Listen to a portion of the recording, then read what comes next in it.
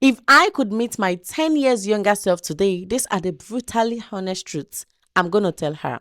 The first truth I'm going to tell my 20-year-old self is sometimes things doesn't go as planned. You know that already, right? The thing is, when I was young, I spent a lot of time planning my life. I spent a lot of time analyzing, and this made me go into there's something called analysis paralysis. Like when I just start analyzing, I start planning, I just go into a phase where I don't even know what to do anymore because I'm stuck. I'm in a dilemma. Why? Because I put myself in that place in the first place. You can spend a lot of time planning, but if Allah says no, it will definitely be no. And trust me, even if you spend all the time in the world planning, when that thing comes, like when what you're planning for comes, you will still not be prepared enough for it. For example, marriage. For example, studies. For example, work. To my younger self, Zainab, you will have so much fun. You would literally enjoy yourself going with the flow. So if I were to tell my younger self, this would definitely be the first advice. Stop being in your head. Get out of your head and just go with the flow. The second one is being your authentic self is scary, but more fulfilling. Like it is fulfilling than trying to fit in. Have you ever been in that situation? Trust me, I have been there. I spent a lot of my early 20s trying to fit in a relationship, trying to fit in a friendship, trying to fit in or trying to not be myself. Why? Just so these people can like me. Why? Just so I can be likable. Okay. There was a time I even turned myself into a comedian. Like I ridiculed myself up to a point where I knew that I was no longer respected. I knew that I was overlooked. Why? Because of the way I acted. Why did I act that way? Because I wanted to fit in. Because I didn't want to be my authentic self. I was trying every possible, tactic, every possible thing in order to fit in, whether it is the community, whether it is society, whether it is the relationship, whether it is the friendship. I just wanted to fit in. The thing is, so much of your time is spent trying to make people like you. And if you think about it well, these people are the people who don't even care about you. These people are the people who don't even give a damn about you. Just know, okay, my younger self, just know that the people who will accept you just the way you are. I mean, you're not that bad anyways. So why not just be your authentic self? So to you watching right now, just sit down with yourself. Like, am I really trying to fit in whatever situation you want to try to fit in? Or am I being my authentic self? The third brutal truth I'm going to tell myself is that not everyone is going to like you or even your work. And it is not personal. In fact, it is okay. It is absolutely okay for people not to like you. I grew up thinking that, okay, we need to, as a Muslim, we need to strive, we need to be nice, we need to be kind to people. And when we don't get that back, we get heartbroken. When the attitude or behavior you extend to others is not reciprocated, oh my God, you feel so bad about yourself. You regret what you've done. No, don't do that. It is okay for people not to like you, for people not to like your work. As we know, literally everyone is entitled to their opinion. Some people already have a portfolio about you the first 3 seconds of meeting you. They already have the idea of the person that they think you are. Might be so, might not be so. That is not your problem. Nah, do not worry about someone not liking you, even if it is your boss. Do not care about them not liking you. So far, you are doing your thing with ihsan. Subhanallah, that is just peace. You should know that your energy is better spent elsewhere. You should know that your precious energy is better spent with people who likes you, with people who likes your work, with people who care about you, than you worrying about, oh my God, why don't this person like me? I want to figure out why they don't like me. It's okay. Just let it go. Leave it alone and move on with your life. The next one I'm going to talk about is that your experience and skills are valuable. Do not let anyone tell you otherwise. You see, at this moment, probably you are in your You just want to go into your 20s or you're in your early 20s and you are thinking, should I learn a skill? Should I have an experience or something? Trust me, the experience I have, I know that I can never get it. Like, if I didn't do that at that time, I could have never gotten it elsewhere. Let me give you a backstory. Before I got into higher institution, my mother told me that I had to go and learn how to make hair. You know, how to make hair. We call them hairdresser in my country, in a salon. I was like, oh my God, why would I learn how to make hair? Then what I thought was those people that learn how to make hair, they're like, okay, they don't have money, they are poor. That was my mindset then. But my mother insisted. I learned how to make hair. My sister, she learned how to sew clothes. I went to learn how to make hair before I went to higher institution. And guess what? Now that I have kids, I am the one making hair for my kids. This is not even about, okay, see, those skills that I overlooked then, those experiences that I was like, oh no, I didn't have choice. I just had to do it because my mother wanted me to do it.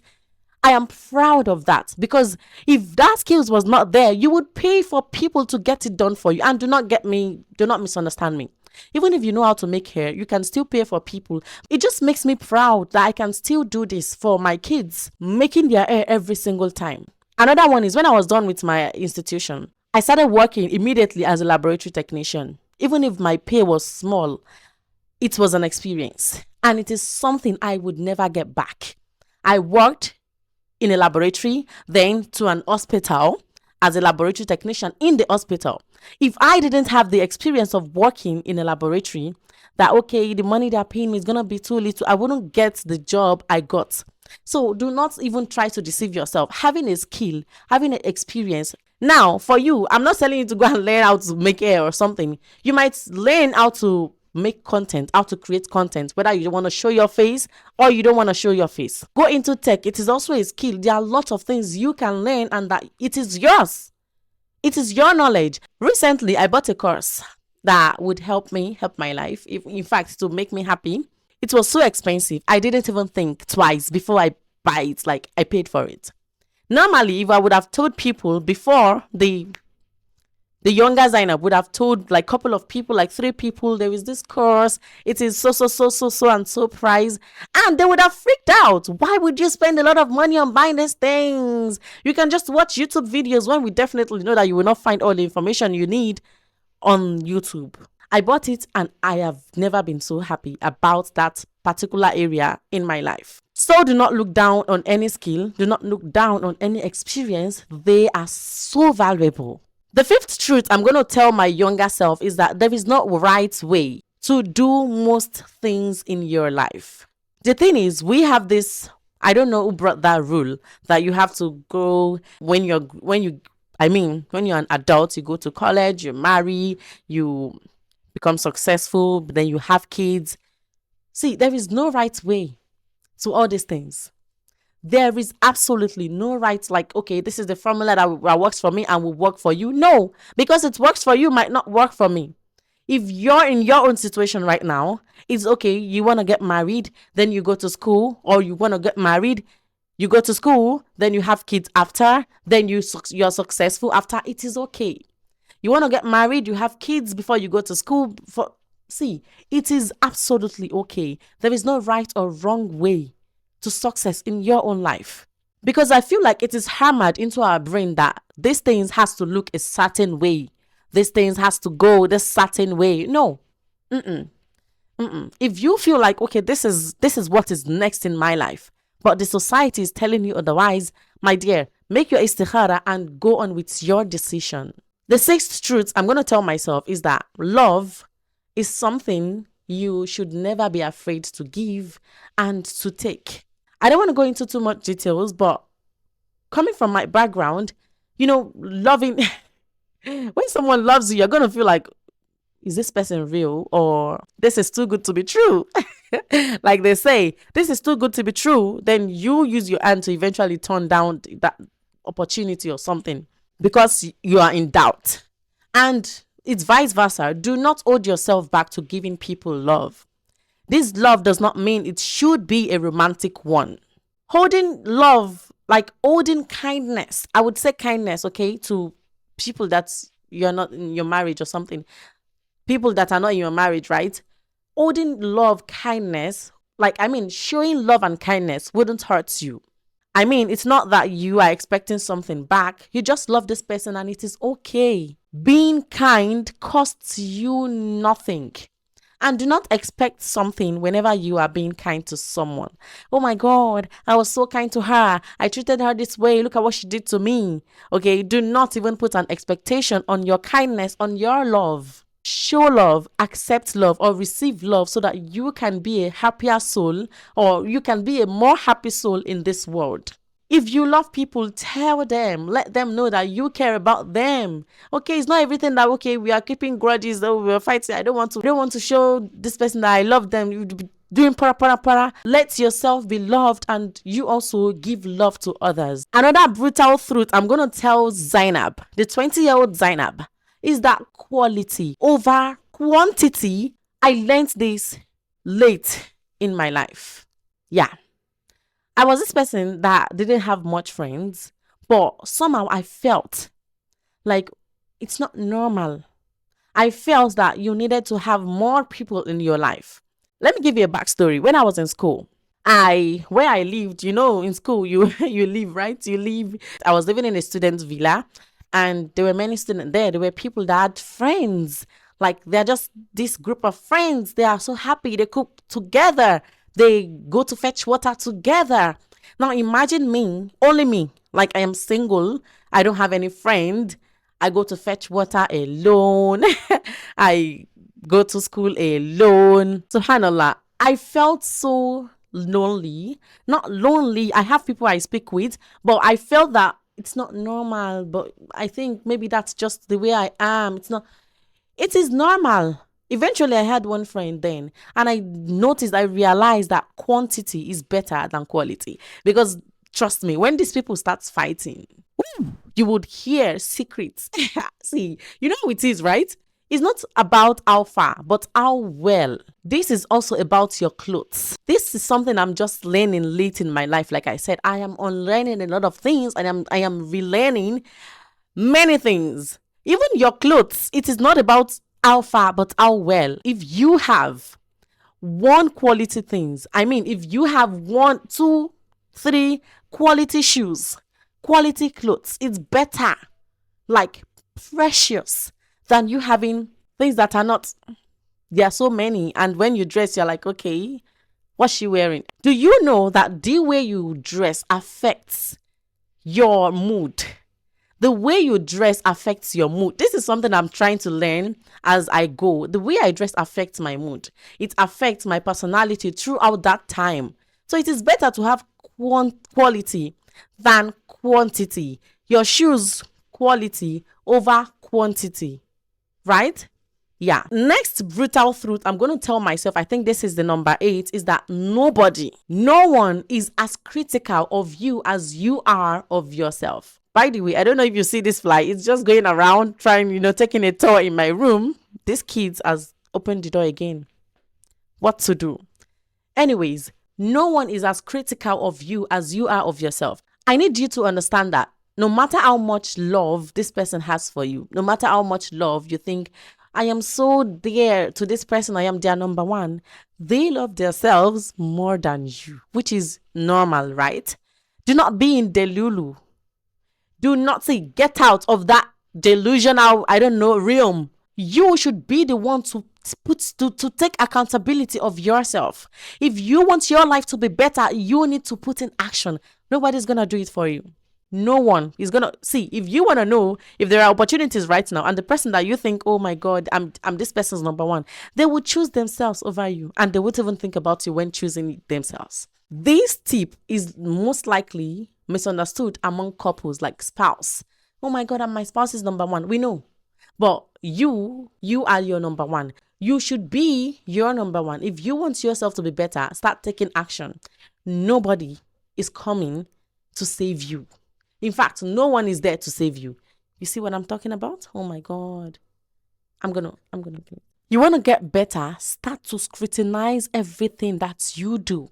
For who? For yourself. So, if you want to change your life, you will need to do something about it because nobody is coming to save you. Another brutal truth I'm going to tell my younger self is that every situation is valuable, even the hard ones, especially the hard ones. I'm going to give you one rule.